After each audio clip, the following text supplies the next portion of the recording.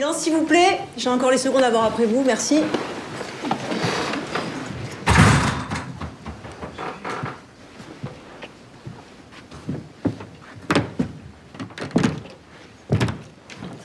And is the story a bit autobiographical? A little bit, yeah. A little bit, but not the drama. But for the dog? No, the dog is real. The dog is real. The mother is my mother. The father is my father. I'm gonna take a picture of this. Oké, cool. Beste MVS-kijkers, we zijn hier in het Ketelhuis op de Roze filmdagen. En ik zit hier met een belangrijke maker en een fantastische acteur. You made this film about two guys in high school. And actually you said it was a kind of copy of my own life. Yes, because for a simple reason, I shoot the movie in my school, in my classroom, in my gymnastics club, in my town. I was born in Toulon, and for this aspect, it's autobiographic. And during my childhood, and maybe today, still today, I'm a little bit like Jonas. I'm not really cool with the world. I'm afraid. I don't want to try. I don't want to. I don't know. I was this teenager. So after I imagine a story about that. And was that also one of the purposes of this film, to maybe make it for children a little bit more easy to come out of the closet in France? No, I don't know, because it's not the topic of the movie. I don't want to use homosexuality like a problem in my movie. It's not a problem. This is not the problem of the movie. The movie is about a love story. It's about your heartbreak during your teenage Years. Years, yeah. And it's about contact, or the lack of contact. Yeah.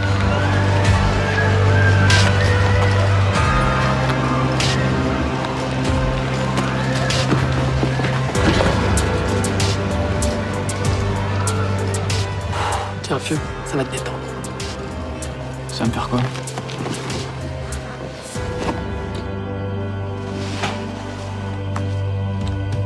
You had two actors playing one person. Yeah. How did you approach that? The story is funny because his mother didn't want him to do the movie, but Nicolas came, and it was like that. Very, very, very simple. I saw him. He's not like Felix. They are not the same physique, but I didn't care about that.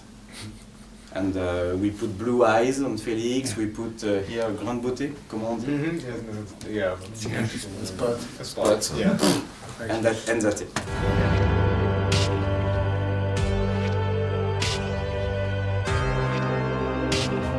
So you play this character, and you said it fits my personality really well. I don't think it fits my personality really well, but I think that we have some life application that are quite the same. He's a guy that does party a lot, but we are not doing the same stuff in the same way. I mean, like I don't belong to Lost Boys, not yet. Do you feel like a role model in emancipatory field, like the gay emancipation? I mean, like I did 4 major gay films in the last 3 years in France, and that went through a big normative institution too. And in a way, it drives something of a kind of a representation on medias of what homosexuality is now, because it talks about homosexual characters. But I don't want to raise flags because I think that people have to be really free with their own sexuality. I mean, like it's not because you have a desire that you have to describe yourself in front of your desire. You just have to be free in a free space to live that desire, because as you know, like sexuality is not something you can possess. It's only a practice. So I don't want to be like a homosexual icon in the fact that I don't believe icons are good for society. I think like actions are good for society, and I hope that I can help constructing more spaces through society for homosexuals or people with different desires to develop themselves good. What town it was in South France? Toulon. Toulon. Toulon, yeah. Yeah, it's way more beautiful in the movie. I wanted to shoot Toulon like Los Angeles, you know, with a very warm chroma, but it's not like in the movie. But I was born in Toulon, so it was easy for me. I know the places and Pourquoi tu l'as pas dit? J'avais honte. Mais honte de quoi?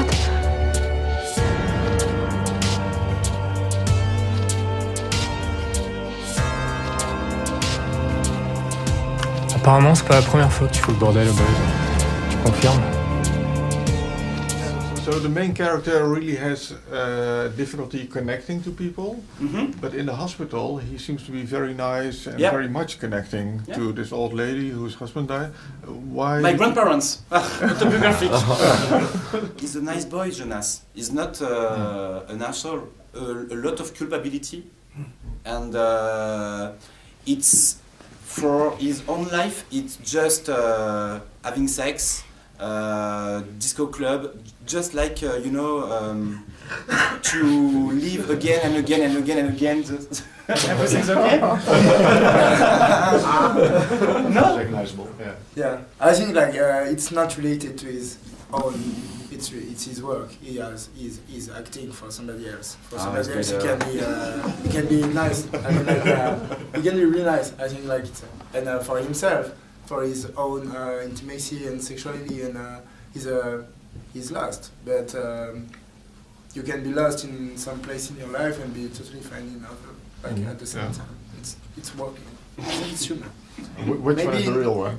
What? Which one is the real one? The one in the hospital, the one being nice and connecting, or the both one are real. Both are the same person. Like that has those kind of elements inside that makes him human and complex, and maybe not easy to understand. 180 BPM was my first movie. Yeah, exactly that film. That film was about HIV crisis in France and how people stood up for themselves, like the community collaborated. What are your thoughts on that now in France? Right now? Oh, I think like France has really the opportunity to create a really safe space with now prevention, and you have to help people get more smart, more information, more education, to know what does HIV looks like now in our society, because it really has changed since the 90s. It's really different now in Occidental culture. And what are your thoughts on PrEP use? Because here in Holland, PrEP is starting to become the new thing, but we're not there yet. How is that in France? There's many guys that use PrEP in France, and I think as soon as you're honest to yourself and that you take care of yourself through sexuality, PrEP is a good solution to feel more free of many actions and stuffs, and to be able to live more desire. You always have to be careful. You always have to take care of your sexual health. Yeah. Je hoort het. Je moet gewoon goed voor jezelf zorgen. PrEP of niet, doe het veilig. Okay, thank you very much for your attention and thank you for being here. Thank you.